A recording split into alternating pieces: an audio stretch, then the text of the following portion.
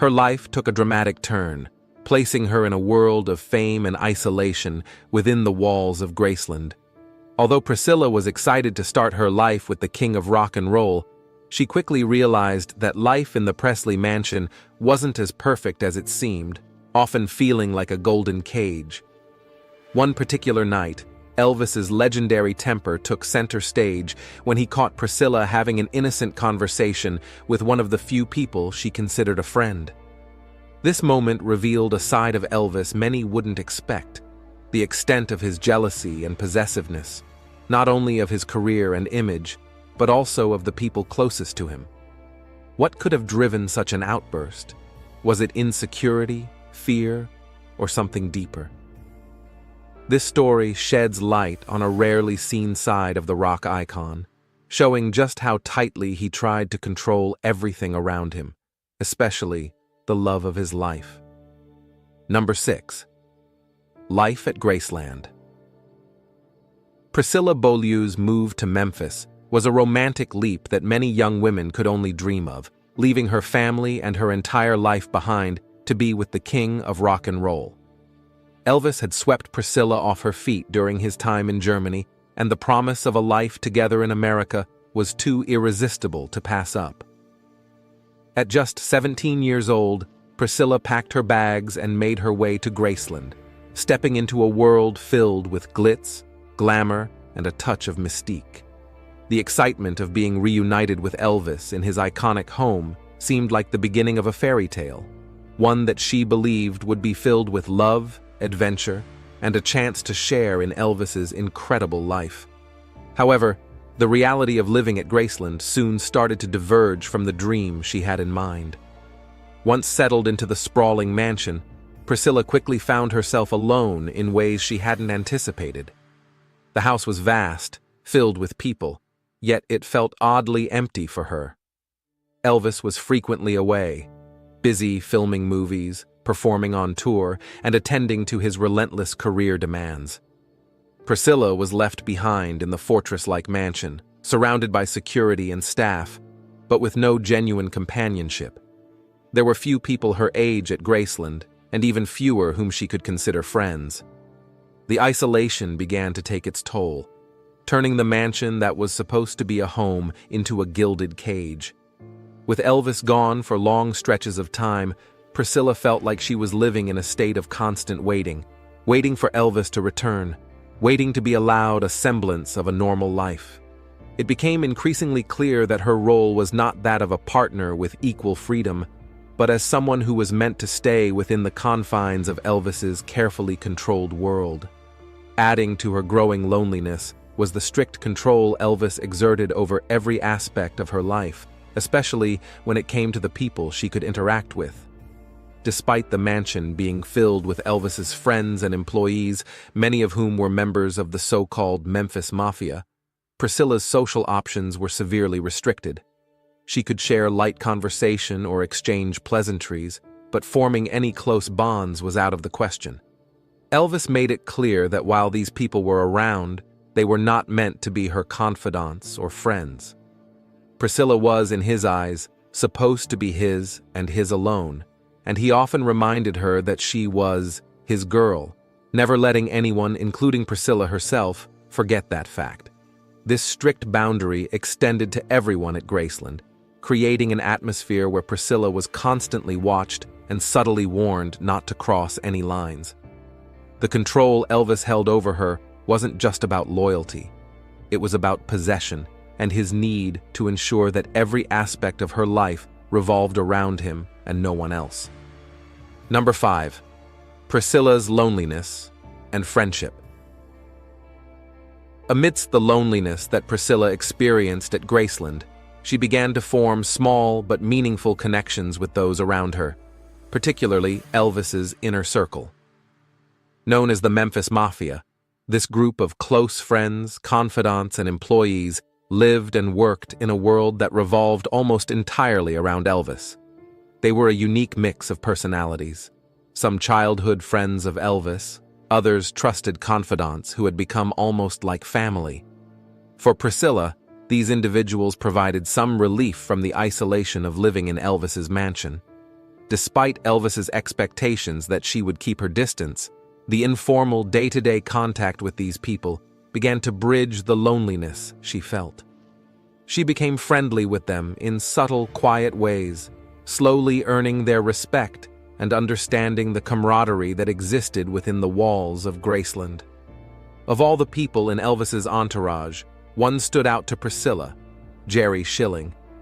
Jerry was a few years older than Priscilla, and unlike many others in the Memphis Mafia, he had a warm, sincere demeanor that made him easy to talk to.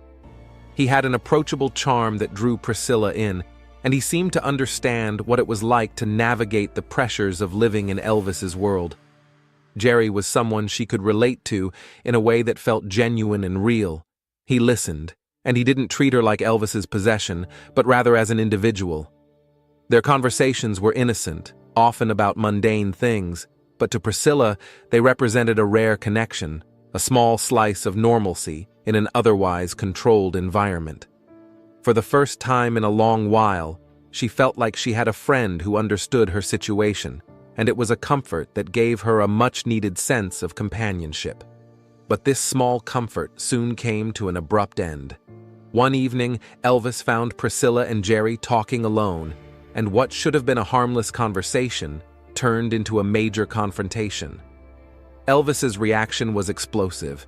He was immediately furious, his temper flaring as he stormed in, ordering Priscilla upstairs with a harshness that startled her. To him, this wasn't just an innocent chat between friends. It was a threat to the control he held over Priscilla and a breach of the boundaries he had set. As Priscilla moved away, she heard Elvis's voice rise, lashing out at Jerry with an intensity that was unmistakable. The message was clear.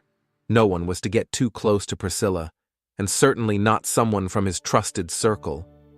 Elvis's jealousy, mixed with his deep-seated fears of losing control, led to an angry ultimatum for Jerry: keep your distance or risk everything, and underscoring the possessiveness that governed her relationship with Elvis. Number 4. The night Elvis found out. It was a quiet evening at Graceland, one of those moments when the mansion was not bustling with guests or filled with the echoes of Elvis's music. Priscilla, who often felt isolated within the grand estate, found a rare chance to talk to Jerry Schilling, a member of Elvis's Memphis Mafia, whom she trusted and felt comfortable with. For Priscilla, this brief exchange with Jerry was a much-needed break from her solitary life. The two stood together in a hallway, their conversation flowing casually, with Jerry listening to Priscilla's thoughts in a way that many others rarely did. For a fleeting moment, it felt like she had found someone who understood her struggles, someone who treated her as a person, not just Elvis's girlfriend. But that simple act of connection would soon be shattered. Without warning, Elvis appeared, and the moment he saw Priscilla and Jerry together, his demeanor changed instantly. His face darkened, and his eyes flared with an intensity that sent a chill through the hallway. Elvis was known for his charm, but he was also known for his explosive temper, and on this particular night, his anger was unleashed with full force. He stormed toward them, his voice rising in a tone that left no room for argument. "Scylla, you don't need to be roaming around here late at night," he barked, the words dripping with irritation and an unmistakable command. There was no questioning his authority. Priscilla felt it in every syllable. With a tense, almost dismissive gesture, he ordered her to go upstairs, as if she had overstepped an invisible boundary that only he could define. Behind her, she could hear Elvis turn his fury on Jerry. His voice was sharp and threatening, echoing through the hall. "If you want to keep this job, son, you mind your own business. If there's anyone who's going to ask her how she feels, it'll be me. You better mind your own goddamn business." The rage in his words left no doubt. Elvis saw any connection Priscilla formed outside of him as a betrayal, a threat to the control he fiercely guarded. Priscilla's memoir, Elvis and Me, captures the rawness of this moment, the possessiveness that defined Elvis's reaction. His tone wasn't just angry, it was territorial, as if Priscilla was something he owned. For Elvis, it wasn't enough that she lived at Graceland and shared her life with him. He needed to control her every interaction, every relationship, every conversation. He wanted her world to revolve around him entirely, with no space for others to enter. The confrontation that night wasn't just about a conversation between friends. It was about Elvis's unyielding grip on Priscilla's life, a grip that left her isolated and constantly reminded of her place as his girl. After that night, Priscilla and Jerry's relationship changed forever. They avoided each other, both knowing that the boundaries had been drawn with absolute clarity. Elvis's reaction had left a scar, one that made it clear to Priscilla that her freedom, even in terms of simple friendships, was always at the mercy of his approval. Number 3. Elvis's concerns about loyalty. Elvis Presley had a deeply ingrained sense of possessiveness when it came to his relationships, especially with Priscilla. To him, fidelity wasn't just a virtue, it was a mandate, something he demanded with unflinching intensity from the women he was involved with. He made it clear to Priscilla from the beginning that loyalty was not negotiable. She was expected to be unwaveringly devoted to him, her every thought and action aligned with his. Elvis wanted absolute assurance that she was his and his alone, and he wasn't shy about reinforcing this expectation. He would often remind her that her place was beside him, both physically and emotionally, and that her loyalty was the most important aspect of their relationship. This possessiveness extended to the point where Priscilla's interactions with others were tightly monitored and controlled. Any hint of independence or connection beyond Elvis's grasp was seen as a threat to the fidelity he valued above all else. The irony in Elvis's demands for loyalty lay in his own inability to adhere to those same standards. While Priscilla was expected to be faithful, Elvis's actions frequently contradicted the principles he held her to. Throughout their relationship, Elvis maintained a wandering eye, often flirting with and even becoming intimately involved with other women. His infidelity wasn't a secret to Priscilla. She could sense it in the way he interacted with women around him, his playful banter and lingering glances betraying the exclusivity he preached. In her memoir, Priscilla mentioned how she feared Elvis wasn't always faithful, despite his constant insistence on her loyalty. The double standard was undeniable. Elvis demanded what he could not give, and the weight of his expectations hung heavily over Priscilla. It created a dynamic that was inherently unbalanced, one where she had to navigate his jealousy while suppressing her own growing insecurities. From Priscilla's perspective, the constant tension surrounding loyalty made her relationship with Elvis exhausting and emotionally draining. She lived in a state of uncertainty, always conscious of the line she wasn't allowed to cross, yet fully aware that Elvis himself frequently blurred those same boundaries. The mixed signals left her feeling isolated and on edge, constantly trying to meet expectations that even Elvis didn't follow. She loved him deeply, but the fear of disappointing him or inciting his jealousy kept her in a perpetual state of self-monitoring. Her every move was scrutinized, her friendships limited, and her life tightly bound to Elvis's whims. This possessiveness, combined with the knowledge of his infidelities, eroded the trust between them and sowed seeds of doubt that were impossible to ignore. For Priscilla, loving Elvis meant sacrificing her own needs for freedom and connection, all while carrying the unspoken fear that her loyalty would never be truly reciprocated. Number 2. The aftermath for Priscilla and Jerry. The incident with Jerry Schilling left an indelible mark on Priscilla's relationship with him. After that explosive confrontation with Elvis, the dynamic between Priscilla and Jerry changed completely. What had once been a rare and comforting friendship was now tainted by fear and an unspoken understanding that Elvis's wrath was not to be triggered again. From that night onward, Priscilla and Jerry avoided each other, carefully ensuring that they never found themselves alone together again. Their conversations became fleeting, limited to polite exchanges, each of them keenly aware of the invisible line Elvis had drawn. For Priscilla, this meant another door of connection had been slammed shut, and for Jerry, it meant towing a line that could cost him not only his job, but also his place within Elvis's trusted inner circle. The incident was a stark reminder that any closeness beyond what Elvis permitted was forbidden territory. Elvis's control over Priscilla didn't just isolate her from Jerry, it gradually affected every relationship she had. His tight grip over her social interactions meant that any potential friendship was scrutinized and, more often than not, stifled before it could develop. Living in Graceland became an experience of constant monitoring, where Priscilla had to think twice about every word, every glance, and every moment she shared with those around her. The isolation took a toll on her mental state, leaving her increasingly dependent on Elvis for emotional support.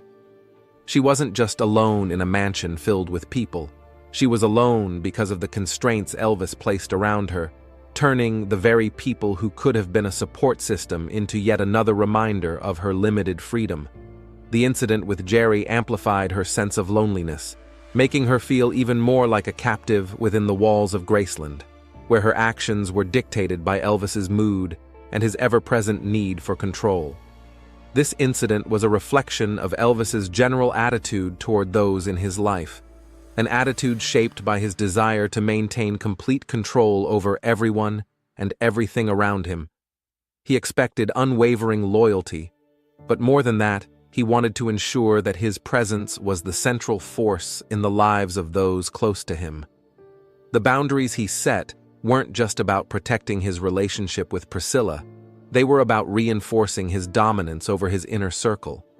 Whether it was his employees, friends, or even his romantic partners, Elvis needed to be the focal point, the one around whom everyone else revolved. The incident with Jerry showed that even a simple friendly conversation could be seen as a threat to his authority. It was a clear message to everyone in his orbit. Any attempt to form bonds outside of his influence was not just discouraged, but punishable. In this way, Elvis's possessiveness went beyond romantic jealousy. It extended to every relationship he encountered, ensuring that the spotlight remained solely on him and that everyone else played only the roles he allowed them to. Number 1. Working for Elvis. Jerry's experience. Working for Elvis Presley was an experience like no other, one that demanded absolute dedication and required the kind of loyalty that went beyond the usual expectations of a job. For those in Elvis's entourage, the famed Memphis Mafia, working for the king meant being part of an all-encompassing lifestyle where personal boundaries and regular work hours simply didn't exist. The men who surrounded Elvis were more than just employees. They were friends, confidants, and companions who lived under the constant expectation that they would be available at a moment's notice. Whether it was for a late-night movie marathon, a sudden road trip, or even just to keep him company during sleepless nights, they were at his beck and call, day and night. Being part of Elvis's inner circle meant that their lives revolved entirely around his schedule, his desires, and his moods.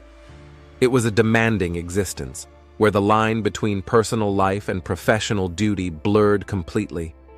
Priscilla, who witnessed this dynamic firsthand, often described how grueling it was to be part of Elvis's world. In her memoir, she wrote, "Working for Elvis was a 24-hour-a-day job, and the boys were at his beck and call constantly. They played when he played and slept when he slept. It took a certain kind of personality to put up with his demands, whether they made sense or not." This quote paints a vivid picture of the lifestyle Elvis expected of those around him, a lifestyle that was intense, exhausting, and required a deep level of commitment. There was no clocking out, no going home at the end of the day. For the Memphis Mafia, the job was about more than just serving Elvis. It was about being there for him, no matter how unreasonable the request or how inconvenient the timing. Elvis's world operated on his terms alone, and those who wanted to stay in it had to be ready to adjust their lives accordingly. This unrelenting expectation of loyalty extended beyond the men who worked for him. It was something Elvis demanded from everyone close to him, including Priscilla. Just as his entourage was expected to drop everything for him, Priscilla too was expected to center her entire existence around Elvis. Her loyalty wasn't just about love. It was about obedience, about being available whenever he needed her and adhering to the rules he set for their relationship. Elvis wanted to be the focal point of everyone's lives, and he thrived on the sense of control that this loyalty brought him. He surrounded himself with people who were devoted to him, who would follow his lead without question, and who would never dare to overstep the boundaries he had drawn. This culture of loyalty was both a source of security for Elvis and a mechanism to maintain control. It ensured that those around him remained deeply connected to his world, with no room for external influences or distractions. For Priscilla and the Memphis Mafia alike, loyalty to Elvis meant surrendering much of their independence, willingly sacrificing their own needs for the sake of the man they were bound to. The relationship between Elvis and Priscilla was defined by a controlling dynamic that, while filled with love and passion, often left Priscilla feeling isolated and constrained. Elvis's possessiveness demanded her absolute loyalty, dictating her interactions, friendships, and even her autonomy at Graceland. This control over her life affected not only her sense of freedom, but also the relationships she tried to form with others, leaving her increasingly dependent on Elvis for emotional connection while feeling even more alone. The night Elvis confronted her for speaking with Jerry Schilling marked a pivotal moment that symbolized the unyielding grip Elvis had over her, reinforcing the limitations imposed on her life in his orbit. It leaves us wondering, how could someone who gave so much love and generosity also be so afraid of losing control? Thank you all for watching. If you found this insight into Elvis and Priscilla's relationship intriguing, make sure to like, share, and subscribe for more deep dives into the King's private life. Stay tuned for our upcoming videos, where we'll continue to unravel the secrets and complexities that surrounded Elvis Presley, the man behind the legend. In 1974, during a Las Vegas show, Elvis Presley did something so unexpected that it left his fans and even his own band in total disbelief. This wasn't just another one of his legendary performances, it was a night unlike any other. Tensions were running high, and as the spotlight shone on the King, what happened next would stun everyone in the room. This one moment gave audiences a glimpse of a side of Elvis rarely seen, a side that few could have ever imagined. Was it frustration, pressure, or something much deeper? You won't believe what unfolded on that stage, and by the end of this story, you'll never look at Elvis the same way again. Stay tuned, because this is the moment that changed everything. Number 6. Setting the scene. In 1974, Elvis Presley was still reigning as the king of rock and roll, but beneath the surface, things were beginning to change. His Las Vegas residency, which had begun in 1969, was both a triumph and a burden. Night after night, he packed the showroom at the Las Vegas Hilton, delivering performances that solidified his status as a musical icon. But by the mid-70s, the pressures of constantly being in the spotlight were starting to take their toll. Behind the glitz and glamour, Elvis was grappling with health problems. His physical condition was deteriorating, and the effects of prescription medications were becoming harder to hide. While his fans saw the same magnetic performer on stage, those closest to him noticed a man weighed down by exhaustion, battling internal struggles that few outside his inner circle understood. Elvis had always been known for his flawless stage presence. Even during his hardest times, he could command the stage with a level of professionalism that kept his fans coming back for more. But something about this particular night in 1974 felt different. From the moment the show began, there was an undercurrent of tension. Elvis seemed distracted, less engaged than usual. The polished performer who typically flashed his charming smile and seemed to glide through every note appeared to be wrestling with something deeper. The band could sense it too. Something wasn't right. Although the audience likely chalked it up to a regular performance, those familiar with Elvis's demeanor could feel the shift. It was as though the perfect facade he had maintained for so long was beginning to crack. As the performance went on, the tension only seemed to rise. The band struggled to find its rhythm, and Elvis's frustration became more visible with each passing minute. The atmosphere in the room shifted. The energy was off-kilter, creating a growing sense of unease among those on stage.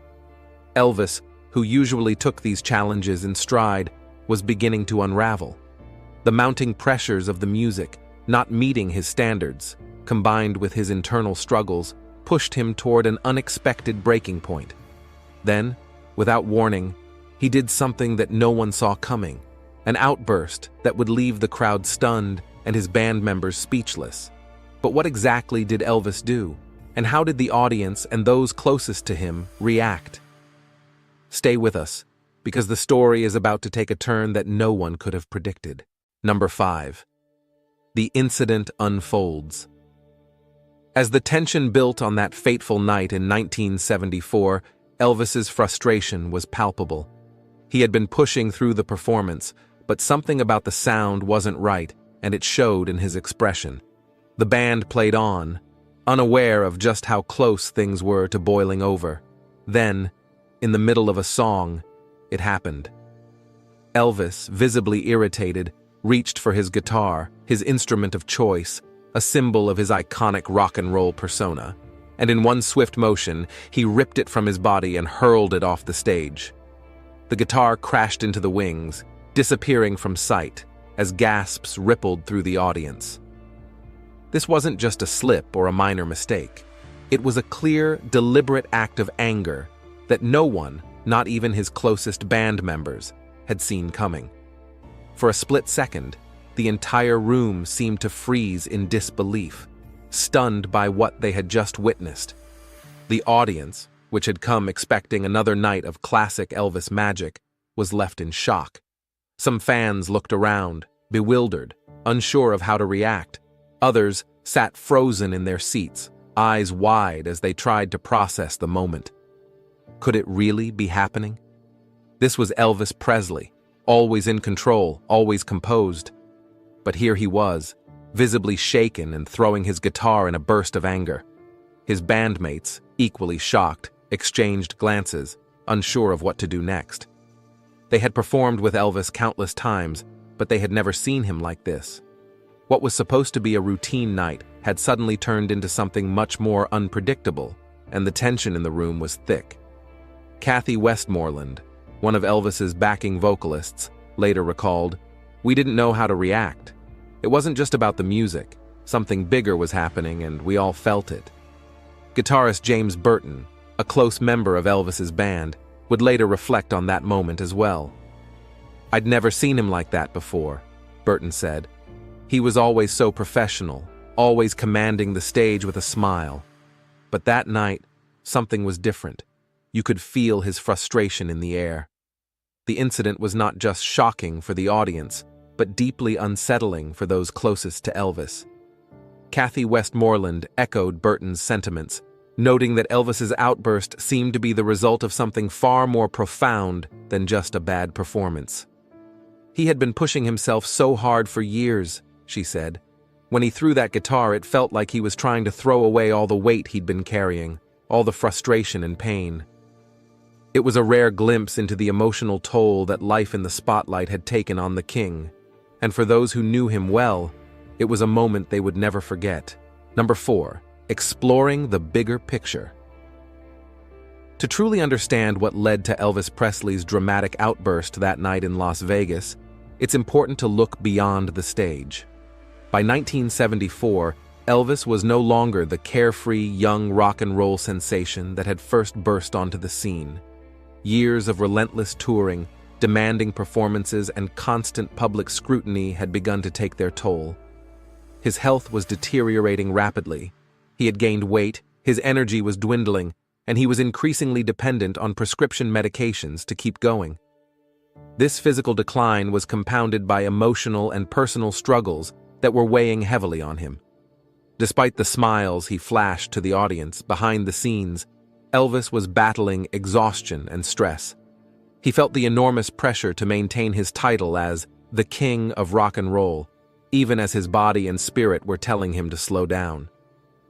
The immense pressure of living up to the public's expectations only added to Elvis's personal turmoil. For years, he had been carrying the weight of being an icon, a legend whose every move was scrutinized and celebrated in equal measure. Behind the glamour of fame, though, Elvis felt increasingly isolated. The people closest to him, including his band and entourage, began to notice the cracks in his seemingly impenetrable armor. He was no longer the vibrant man they once knew, and it was clear that something was wrong. The constant need to perform, to be Elvis Presley in the eyes of the world, had pushed him to the brink. It wasn't just about the music or the show anymore. There was a deep internal battle being fought, one that would sometimes spill out in unexpected ways, like that night on stage. One of the few people who truly understood the depth of Elvis's struggles was his spiritual advisor, Larry Geller. Geller, who had known Elvis for years, often served as a confidant, someone Elvis could talk to when the pressures of his fame became too much to bear. Geller later shared his perspective on the incident, believing that the act of throwing his guitar symbolized something much larger. Elvis was deeply spiritual, but he also felt trapped by his public image, Geller explained. That night, I believe he reached a breaking point. The frustration he unleashed wasn't just about a bad performance. It was the result of years of internal conflict. He was a man torn between the demands of his career and his own need for peace.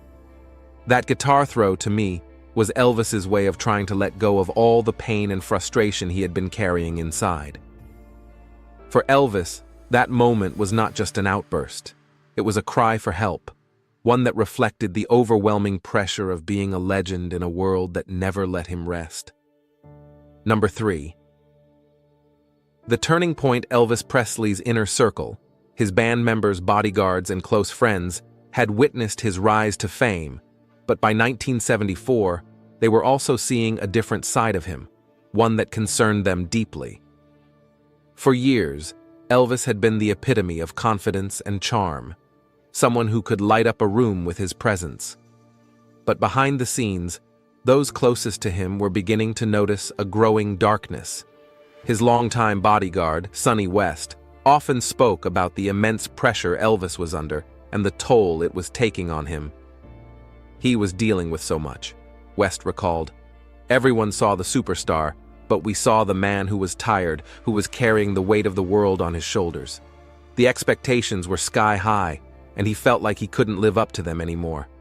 The flashy jumpsuits, the sold-out shows, the adoring fans, it all came at a price.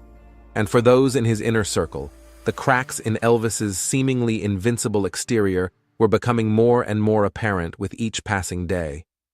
Sonny West, along with others in the Memphis Mafia, had been with Elvis through the highs and lows. But as the pressure mounted, they could see the toll it was taking on their friend. West described the subtle but telling changes in Elvis's behavior, his increasing reliance on medication to keep going, his irritability, and the moments of vulnerability that surfaced more often as the years went on. He wasn't the same Elvis we'd known, West said. There were days when he was just so exhausted, mentally and physically, that it was hard to recognize the guy who once took over the world with a single performance. That fateful night in Las Vegas, when Elvis threw his guitar in frustration, was a culmination of the years of stress, pressure, and inner conflict he had been quietly grappling with. For his inner circle, it was a moment that confirmed their deepest fears. Elvis was struggling, and it was only getting harder for him to hide it. For the fans in the audience that night, the incident revealed a more human side of Elvis, one that they had rarely, if ever, seen before.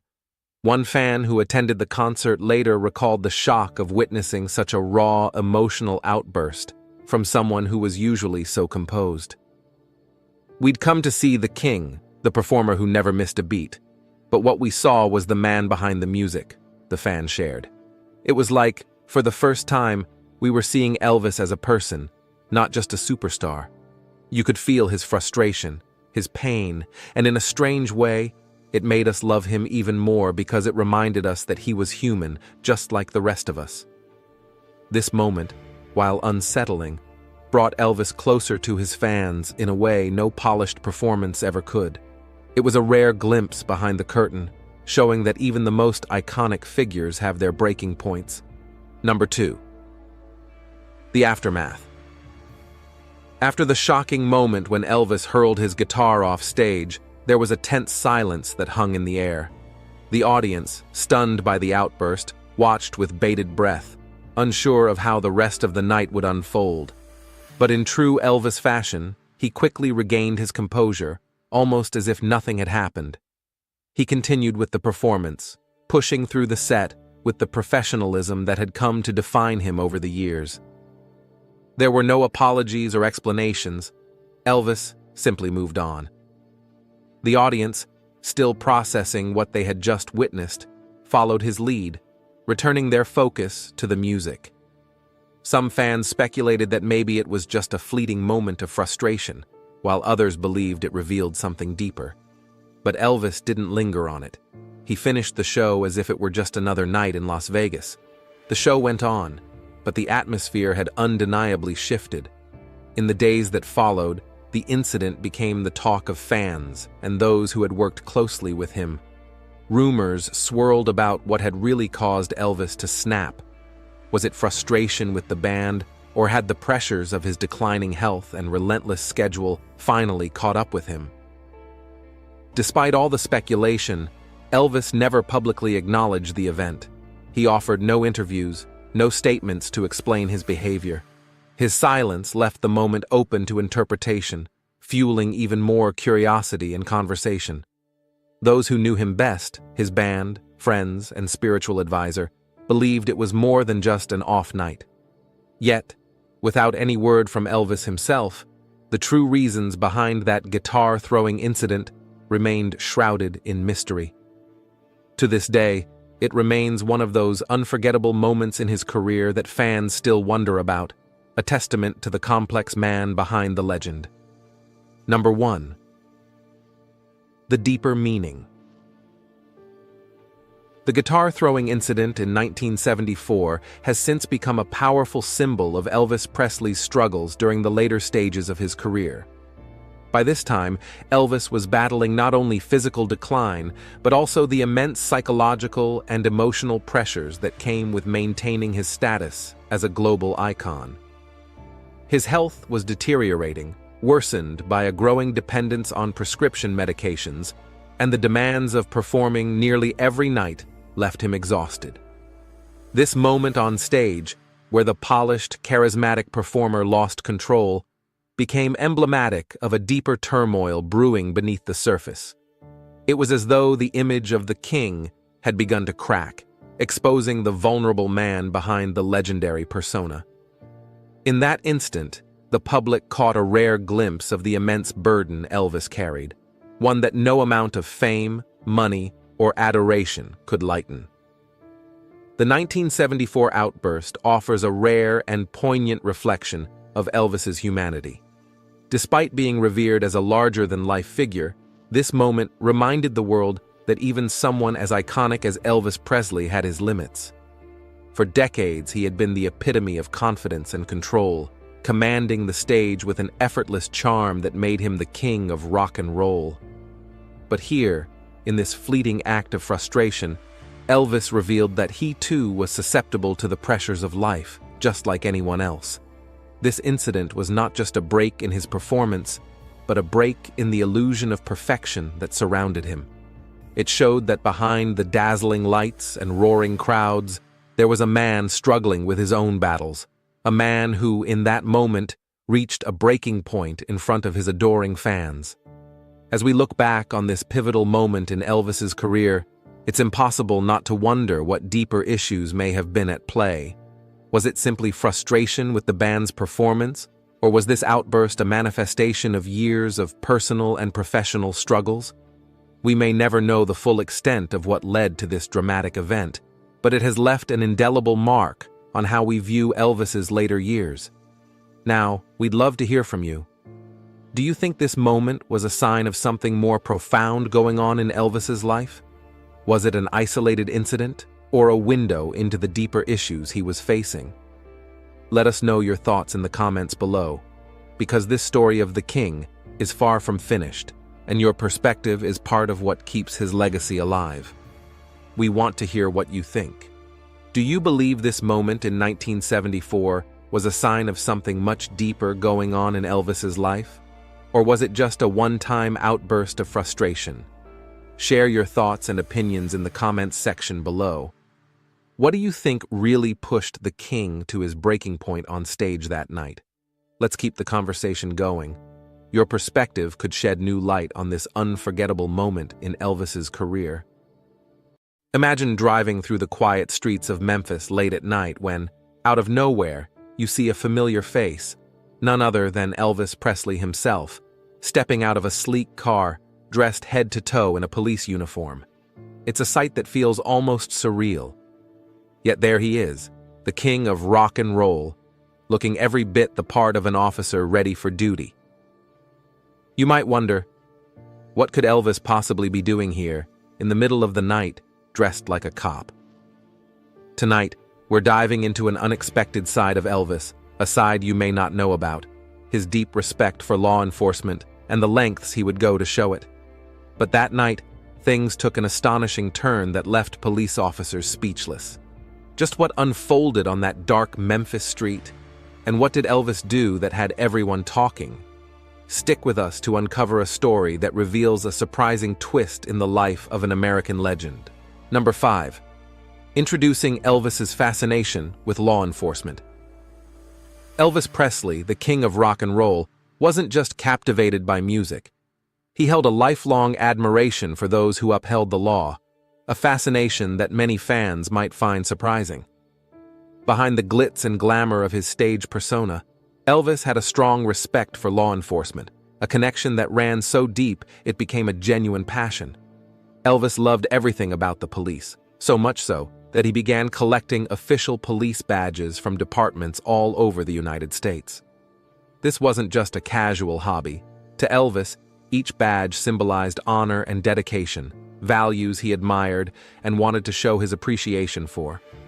He often wore police-style attire, both for fun and as a sign of respect, letting the world know that he saw himself as a part of this brotherhood, at least in spirit. Living in Memphis, Elvis built close friendships with local officers, forging bonds that went far beyond fanfare. His respect and admiration led police departments nationwide to grant him honorary badges as tokens of appreciation for his support, making Elvis feel like he truly belonged to this unique community. The king was known to show up at police stations unannounced, sitting down to chat with officers, drinking coffee, and just soaking in their stories from the field. Over time, his personal collection of badges grew as more officers saw him as an unofficial member of the force, gifting him emblems from departments coast to coast. His friends say that these badges weren't just keepsakes for him. They were symbols of the sacrifice and courage that he so deeply respected in those who served and protected. One of Elvis's closest friends, Jerry Schilling, would later remark that Elvis's respect for the uniform went beyond admiration. Elvis saw police work as a noble duty, Schilling recalls, and he was always willing to step in if he thought he could help. Having served in the Army himself, Elvis felt a personal connection to the discipline and commitment that police officers embodied, viewing them as unsung heroes who upheld justice in everyday life. For Elvis, the world of law enforcement wasn't a far-off fantasy. It was a reality he respected and valued deeply, and as fate would have it, one night would bring him face to face with a situation that would test just how far he was willing to go. What happened next was a moment no one could have predicted, and it would leave those around him, and the police officers involved, in awe. Number 4. Setting the scene. The night of the incident. It was a typical night in Memphis in the early 1970s, the kind of quiet southern evening when the city felt calm, even a bit sleepy. But as Elvis Presley cruised down the familiar streets, his eyes caught a sudden burst of movement on the roadside, a struggle unfolding between two police officers and a man they were trying to detain. The suspect resisted fiercely, his movements wild under the streetlights as the officers attempted to gain control. To any passerby, it might have been a scene to avoid, a chaotic moment best left to those in uniform. But not for Elvis. Without a second thought, he pulled his car to the side, his heart racing. The king of rock and roll was about to become something entirely unexpected that night. Dressed, as he often liked to be, in his full police-style attire, Elvis stepped out of his car with a purpose. He wore the uniform not just as a costume, but as a mark of respect, complete with one of his prized badges gleaming on his chest. Elvis didn't hesitate as he walked up to the officers, his famous figure cutting through the darkness, instantly shifting the attention of everyone around. To the officers, who were deep in the intensity of the moment, seeing Elvis Presley stride up to the scene must have been almost surreal. Here was a man recognized worldwide, yet he was walking toward them, not away, ready to offer his assistance as if he were one of their own. As Elvis approached, the officers' expressions flickered between surprise and intrigue. They never expected the king of rock and roll to arrive in the middle of a tense confrontation, especially not dressed in uniform, looking every bit the part of an officer himself. Elvis calmly introduced himself, his presence alone enough to momentarily calm the storm around them. He stood there, poised and respectful, asking if there was anything he could do to help. For a moment, it was as if time had stopped. The officers, taken aback by this larger-than-life figure, saw not just a celebrity, but a man who deeply respected their role and was willing to stand alongside them. This night would become an unforgettable story for all involved, but little did they know, the true impact of Elvis's presence was just beginning to unfold. Number 3. The dramatic moment. Elvis steps in. As Elvis moved closer to the tense scene, his calm, steady steps seemed to radiate an unexpected authority. The officers, who had been grappling with the suspect's resistance, paused for a split second, taken aback by the presence of the king himself. Elvis, with his deep, reassuring voice, introduced himself politely, addressing the officers by rank, a gesture that spoke to his respect for those in uniform. His familiar face, so often seen on stage or in movies, now stood before them, unexpectedly transforming a heated moment into one of surprise and calm. It was as though the weight of his presence alone had a calming effect, slowing the moment down just enough for everyone to catch their breath. Without missing a beat, Elvis turned his attention to the suspect, his expression a mix of understanding and firmness. He looked the man in the eye and, with a few calm and direct words, urged him to cooperate with the officers, assuring him that everything would go smoothly if he simply calmed down. Elvis had a way of connecting with people, whether in front of thousands of fans or in a tense roadside encounter. His words seemed to resonate, bridging the divide between the officers and the man they were detaining. For the suspect, it must have been an extraordinary moment, to be addressed by Elvis Presley himself, a man who carried with him an undeniable aura of authority and compassion. After briefly speaking with the suspect, Elvis turned back to the officers, respectfully offering his assistance. This wasn't the king of rock and roll seeking attention or trying to play hero. It was a genuine gesture from a man who held a deep respect for the officers' work and simply wanted to lend a hand. With humility, he asked if there was anything he could do to help, showing a rare hands-on approach that few could have anticipated. The officers, now fully aware that Elvis was both serious and genuinely concerned, welcomed his presence, sensing that his involvement had already brought a sense of control to the situation. Elvis's actions that night weren't just about stepping in, they were about standing beside those he admired, showing that even a man of his stature saw the value in supporting and respecting the work of those who served. Number 2. Testimonials from friends and officers. Those close to Elvis often recall his deep respect and admiration for the police, a respect that went far beyond just words. Bill Morris, sheriff of Shelby County, was one of the many who witnessed Elvis's sincere dedication to law enforcement. Sheriff Morris fondly remembered the late-night visits when Elvis would drop by the station unannounced, just to chat with the officers and share a cup of coffee. Elvis wanted to understand the realities of their work, often asking questions and listening to their stories with genuine interest. Elvis didn't see himself as above anyone, Sheriff Morris said. He had this incredible way of making everyone feel valued, and he respected the officers as if he were one of them. Those casual conversations became regular, and for the officers, having Elvis Presley sit among them, talking shop and sharing laughs, was a surreal yet cherished experience. Elvis's admiration for the police wasn't limited to conversations. He frequently contributed to their needs, often without fanfare. His friend and spiritual advisor, Larry Geller, shared that Elvis took note whenever he heard of a department short on resources, finding ways to provide quietly. Geller recalls how Elvis would fund the purchase of equipment or even donate vehicles, ensuring the officers had what they needed to do their jobs safely. Elvis made these contributions discreetly, never seeking the spotlight for his acts of generosity. Elvis saw these guys as unsung heroes, Geller remarked.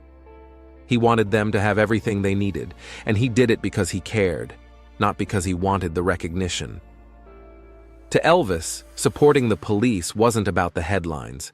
It was a personal mission to back those he deeply respected. His bodyguards, who traveled with him across the country, also spoke about Elvis's protective instincts and respect for peacekeepers. Sonny West, one of his longtime security team members, often saw Elvis step into tense situations with the kind of fearlessness and calm that surprised even the toughest in their group. Elvis couldn't stand seeing someone out of control or in a dangerous situation, West shared. He respected what police officers did every day, putting themselves on the line to keep people safe. For Elvis, stepping up to protect others wasn't just something he expected from officers. It was something he felt responsible for as well. Whether it was helping calm down an unruly fan or intervening to keep the peace, Elvis approached situations with a unique blend of strength and compassion. For him, honoring law enforcement was more than admiration. It was a shared sense of duty that he carried with him wherever he went. Number 1. Revealing Elvis's heroic and unexpected actions. As the night drew to a close, the scene on that Memphis roadside transformed from a chaotic struggle to an unusual moment of unity, all thanks to Elvis's calm and commanding presence.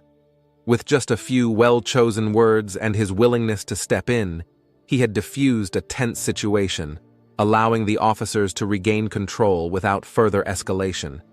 The suspect, who had been resisting arrest with unbridled energy, seemed almost awestruck by Elvis standing before him, an unexpected authority that inspired cooperation where resistance had once been. The officers, who moments earlier were caught in a physical struggle, now stood beside Elvis, their expressions a mix of relief and disbelief. The tension lifted, leaving only the remarkable memory of the night the king of rock and roll had stepped in to help them. In the days that followed, the officers couldn't help but share their gratitude and surprise at Elvis's intervention. One of them later reflected that Elvis had a kind of respect for their work that went beyond admiration. It was something more unshakable, a genuine respect for those who served and kept the peace. He wasn't there to play the hero. He was there because he believed in what we did, one officer said. For them, Elvis's actions weren't about showing off or gaining publicity. Rather, he treated the officers as equals, lending his support in a way that felt both personal and authentic. It was a moment they would never forget, a story to tell their families and friends about how a music icon stepped out of his role as a star and, for a brief moment, became one of them. Elvis's intervention that night on the Memphis streets was more than a spontaneous act of goodwill. It was a testament to his legacy of unwavering support for law enforcement. This incident, like so many quiet acts of kindness throughout his life, showed a side of Elvis that the public rarely saw, a side that respected the sacrifices of those who put their lives on the line. These were the moments that defined Elvis, not just as an icon, but as a man who believed deeply in supporting those who served. His legacy lives on not only through his music, but through stories like this, stories that reveal the king as more than a performer.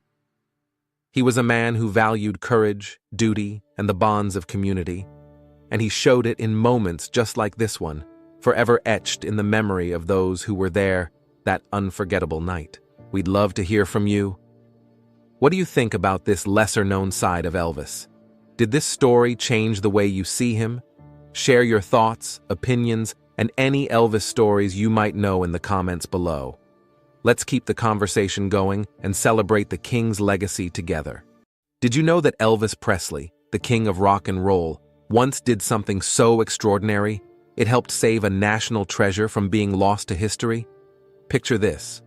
A young Elvis, fresh off his military service, still at the height of his fame, stepping into a role that no one expected, a savior of American heritage.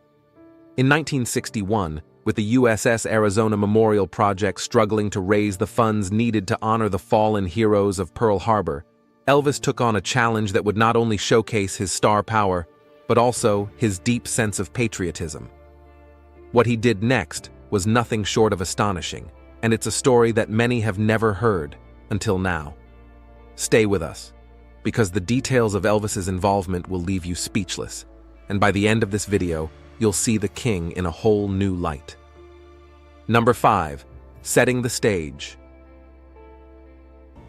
The USS Arizona was more than just a battleship. It stood as a symbol of American strength and resolve, destined to become one of the most poignant reminders of the nation's sacrifice during World War II. On the morning of December 7, 1941, the serene waters of Pearl Harbor were shattered by a surprise attack from Japanese forces, a moment that would forever change the course of history. Amidst the chaos and destruction, the USS Arizona took a direct hit to its forward ammunition magazines, causing a catastrophic explosion that sent the ship to the bottom of the harbor in a matter of minutes. The fiery blast claimed the lives of 1,177 sailors and Marines, making it the single greatest loss of life on any ship in U.S. naval history. The remains of the Arizona became a watery grave, a sunken tomb that bore silent witness to the bravery and tragedy of that fateful day. The ship, still resting where it sank, became a powerful symbol of the sacrifices made to protect freedom. Yet the years that followed saw this once vital piece of American history quietly slip into the shadows. In the aftermath of World War II, there was a growing recognition that the USS Arizona and its fallen crew deserved a fitting memorial, a place where future generations could pay their respects and remember the cost of war. However, turning this vision into reality proved to be a far more difficult task than anyone had anticipated. The early efforts to fund the memorial were met with a mix of indifference and frustration, as the public's focus had shifted to rebuilding a post-war world. The fundraising campaigns struggled to capture the attention and financial support needed to bring the memorial to life. Bureaucratic hurdles, competing priorities, and a general sense of apathy seemed to conspire against the project. With each passing year, the hope of constructing a memorial that could do justice to the memory of the USS Arizona and its crew began to fade. It was a moment of near despair for those who had dedicated themselves to the cause, but just when the dream seemed all but lost, an unexpected champion emerged, a figure whose star power and deep sense of patriotism would ignite a wave of support that would finally see the memorial built. Number 4. The King's Call to Action. In 1961, Elvis Presley was at the peak of his fame, a global icon adored by millions. But there was a side of him that few truly understood, a deep, unwavering respect for the military and those who served. This respect was forged during his own time in the U.S. Army, where he traded in his blue suede shoes for combat boots and served his country with pride. So, when Elvis was approached by Colonel Tom Parker, his manager, about a struggling fundraising effort to build a memorial for the USS Arizona, it struck a chord with him. The cause wasn't just another charity.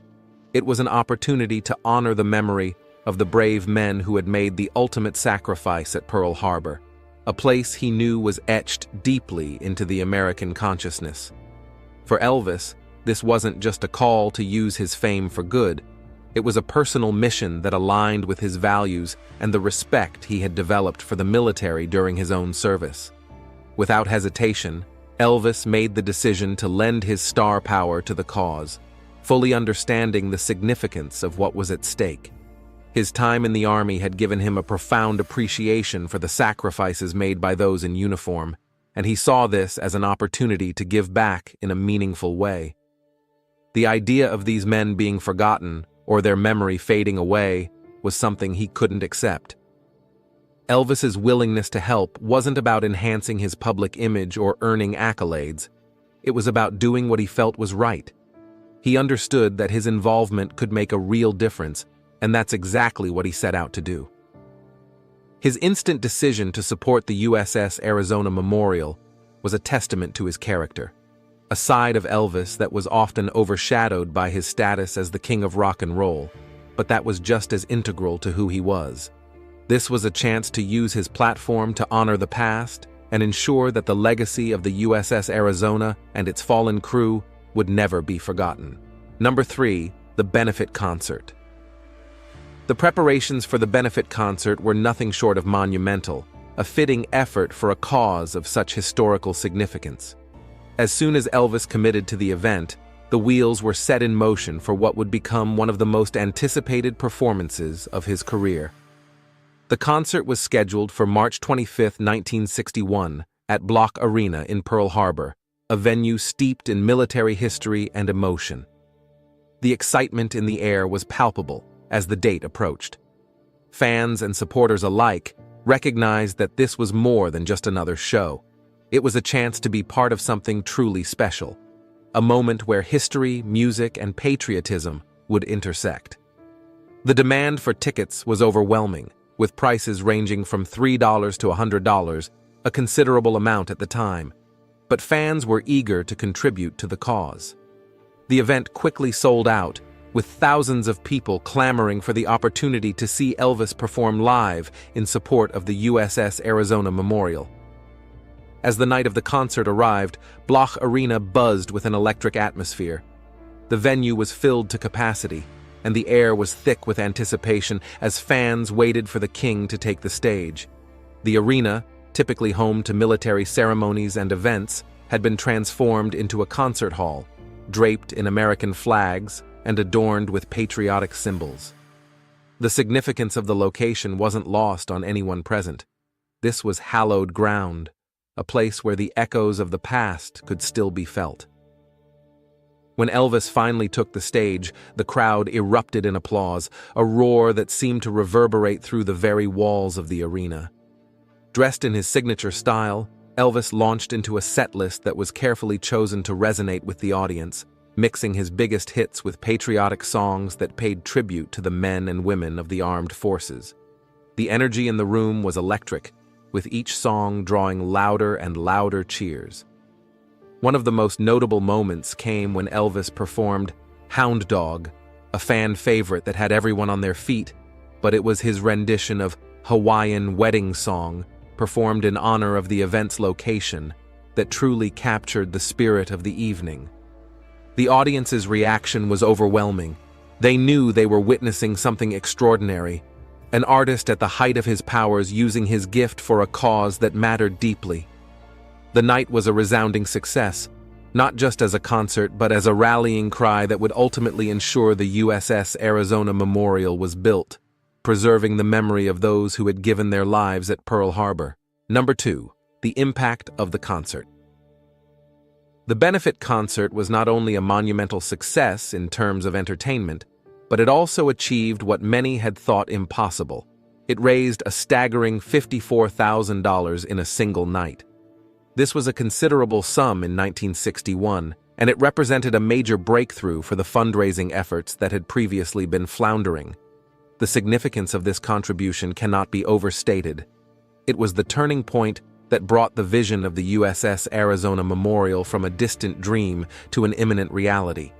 Before Elvis stepped in, the project had been struggling to gain the financial support necessary to move forward, with bureaucratic red tape and public apathy threatening to leave the memorial unfinished.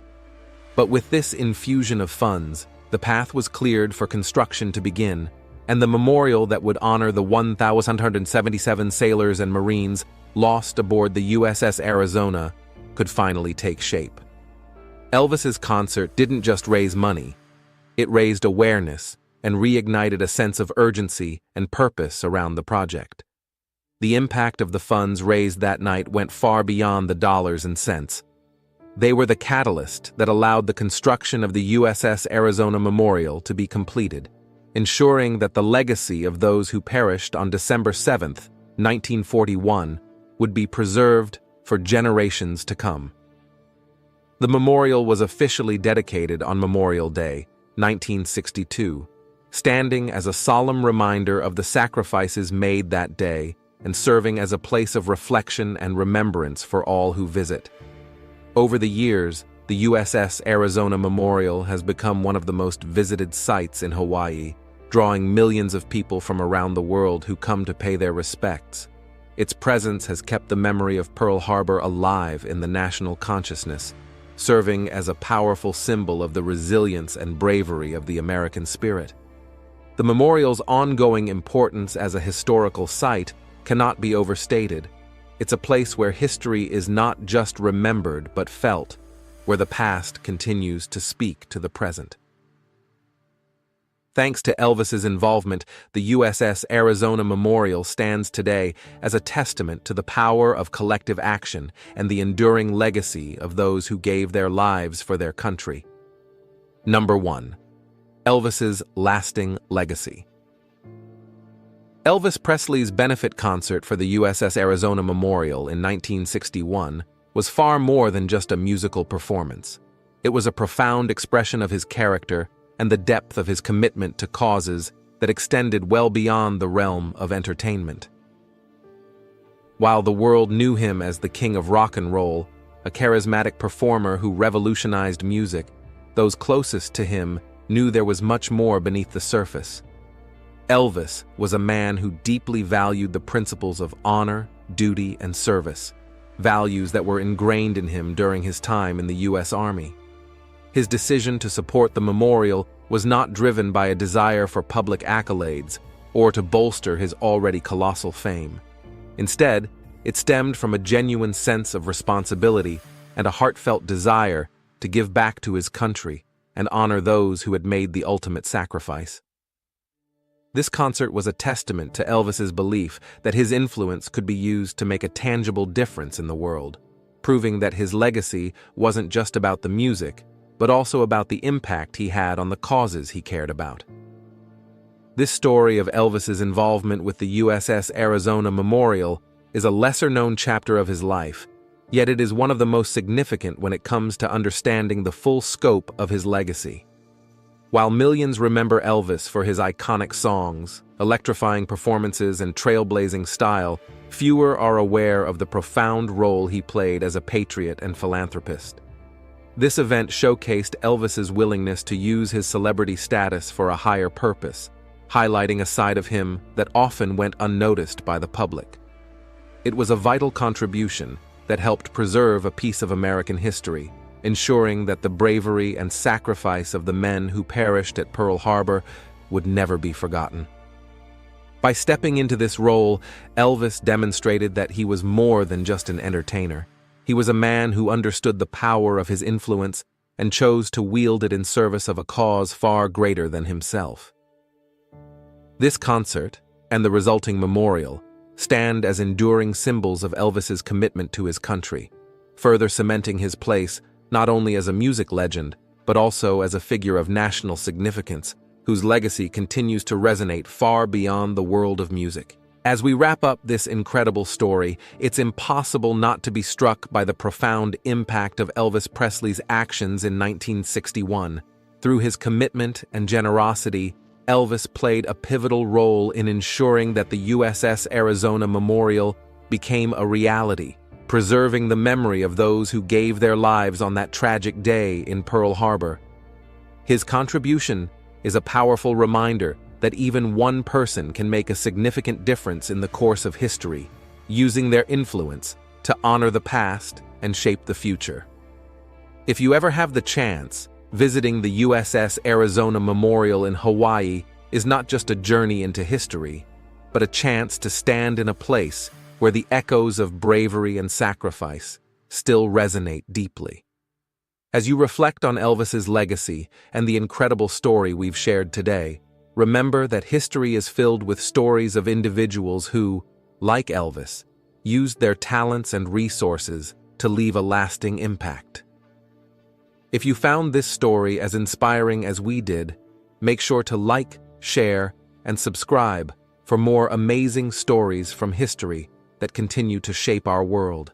What would you do if the King of Rock and Roll made an unexpected request in the most unusual place? Imagine being in the presence of Elvis Presley, one of the most iconic figures in history, only to be surprised by something no one could have seen coming. This isn't your typical backstage moment or concert story. It all happened behind the closed doors of Graceland, in the most private and intimate setting imaginable. Elvis's personal sanctuary, his bathroom.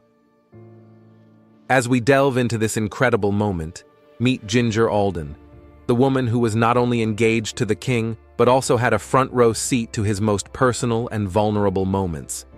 Their relationship was anything but ordinary, filled with highs, lows, and a whirlwind of emotions that ultimately led to a night she would never forget.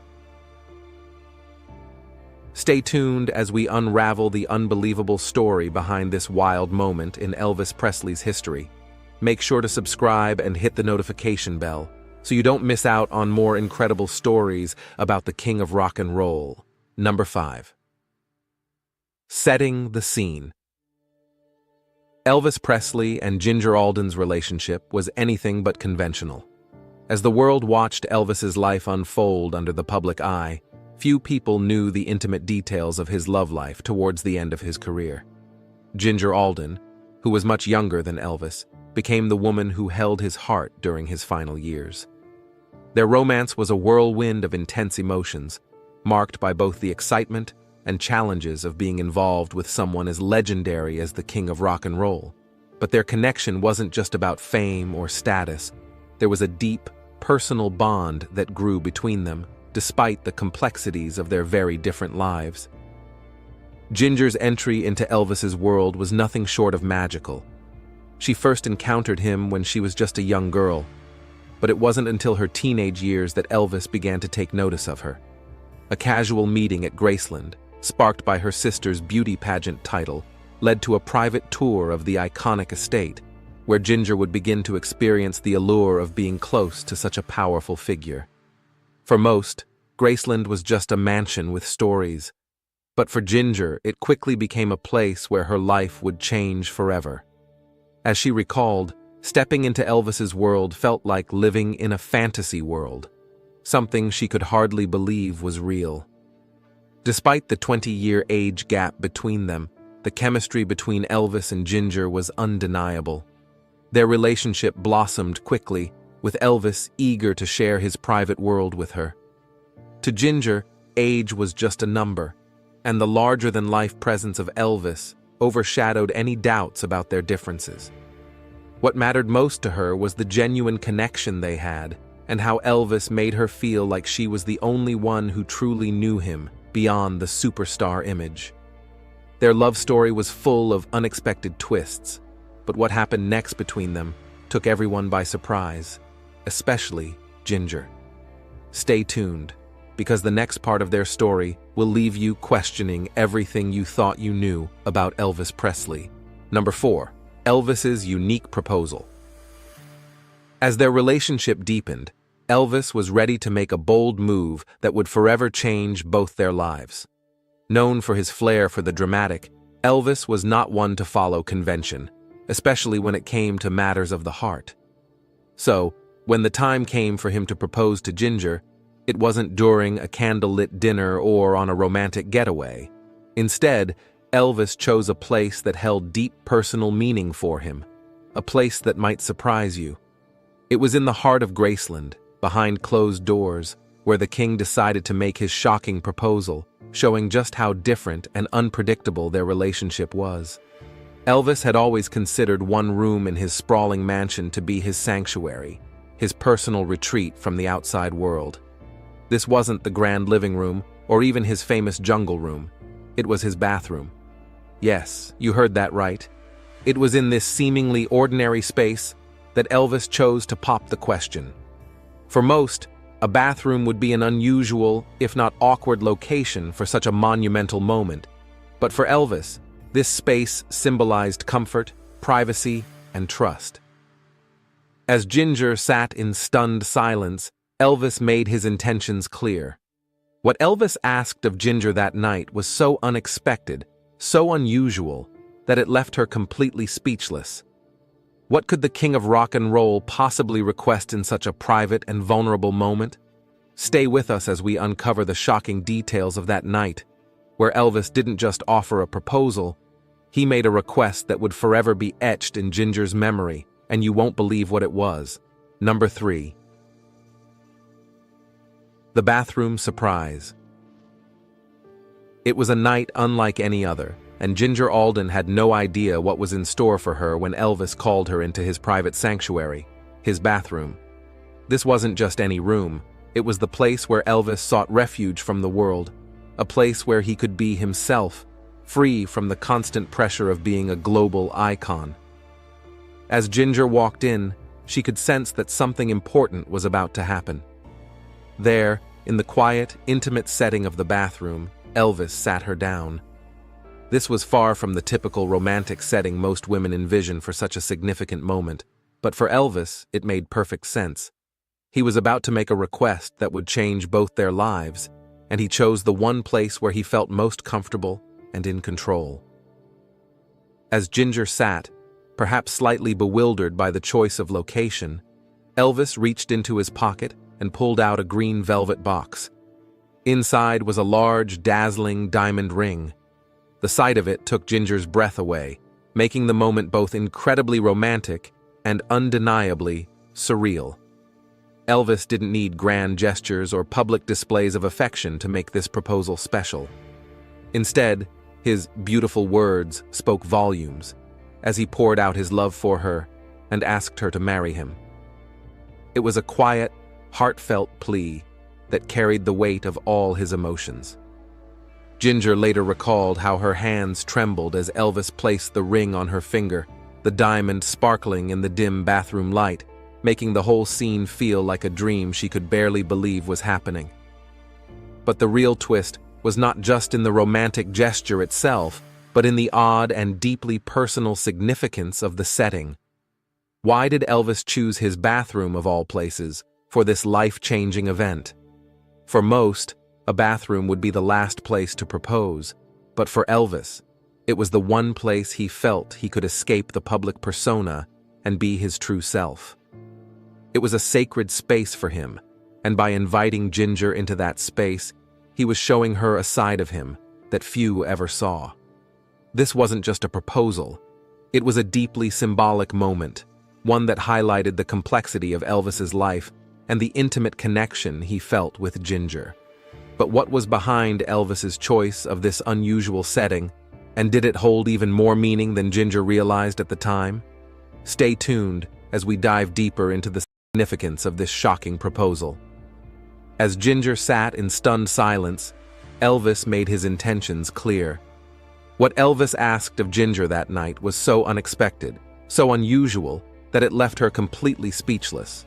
What could the king of rock and roll possibly request in such a private and vulnerable moment?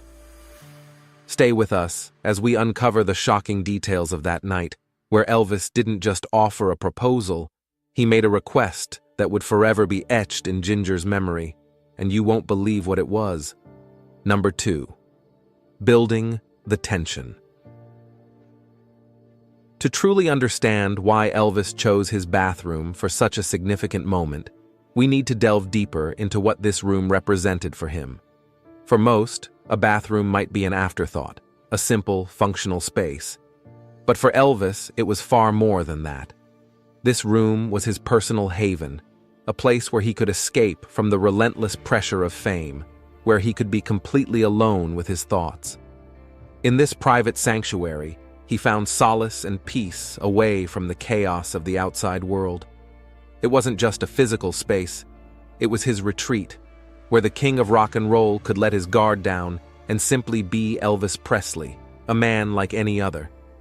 The significance of this room was not lost on Ginger. As Elvis led her into this intimate space, she could feel the weight of the moment. It was in this sanctuary, surrounded by the familiar warmth of his most private quarters, that Elvis decided to make his grand gesture. Her heart raced as he spoke softly, his words filled with emotion, and in that moment, time seemed to stand still. As Elvis reached into a green velvet box and presented her with a dazzling diamond ring, Ginger's hands trembled with shock and excitement. She could barely comprehend what was happening. Here she was, in the heart of Elvis's world, being asked to become part of it forever. But that's not all that happened in this iconic room. As Elvis slipped the ring onto her finger, sealing their bond, there was something else, something even more unexpected that would take this moment from extraordinary to unforgettable. What could possibly come next after such a grand proposal? What did Elvis ask of Ginger that left her speechless, standing in the very place where the king found both comfort and heartbreak? The answer to that question is coming, and it's a moment you won't want to miss. Number 1. The tragic ending. The bathroom that once held so much joy for Ginger Alden, the very place where Elvis asked her to be his wife, would tragically transform into a site of unbearable heartache. What had once been a sanctuary of love and intimacy would later become a place of loss and grief. Just months after the memorable proposal, it was in this same room where Ginger would find Elvis, unresponsive, forever changing the way she would remember their time together. What began as a room filled with laughter, shared secrets, and the promise of a future together ended as the setting for the most heartbreaking moment of her life. In her autobiography, Ginger recounts the harrowing details of that fateful day. She had woken up, noticed Elvis wasn't beside her, and went to find him. As she approached the bathroom, her heart sank when she saw the door slightly ajar. Knocking gently and calling his name, she received no answer. What she saw when she opened the door would haunt her forever. Elvis, motionless on the floor. In that instant, the bathroom that had once symbolized love and happiness became the darkest place in her memory. As Ginger later wrote, one moment it was a place of love and happiness. The next, it became the darkest moment of my life. This devastating shift from joy to tragedy makes this room forever etched in both her heart and the legacy of Elvis Presley. As we uncover more of this incredible story, we want to hear from you. What do you think about Elvis choosing such a personal and unexpected place for this life-changing moment? Do you think the king had a deeper reason for picking his private sanctuary for such an important proposal? Share your thoughts and opinions in the comments section below. We'd love to hear your take on this unforgettable chapter in Elvis